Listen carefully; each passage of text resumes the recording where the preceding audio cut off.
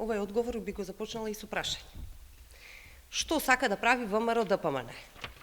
Ова е службен весник каде што е објавена програмата за финансирање за патна инфраструктура на проектот Коридор 8 и Коридор 10Д.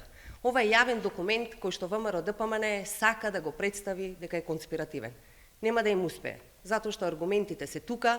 Ова е документ од службен весник кој што е достапен за јавноста, достапен за вас, достапен за секој кој што се интересира токму за овој предлог како јавен податок.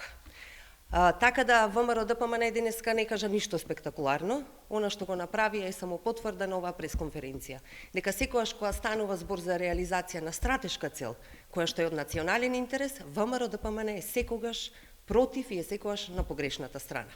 Затоа треба ВМРО ДПМН да одговори кога конечно ќе кажат на која собраниска комисија сакаат да се зборува, да се разгледува договорот за изградбата на коридорите 8 и 10Д.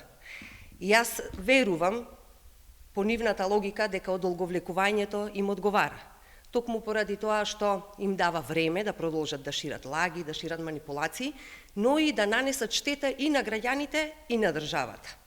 Но се надеваме дека конечно ВМРО ДПМН ќе се вразумат и ќе кажат на која собраниска комисија сакаат да се разгледува договорот за овај стратешки национален инфраструктурен проект кој што е најголем од независноста до сега и дека забрзо ќе дадат одговор токму на ова прашање.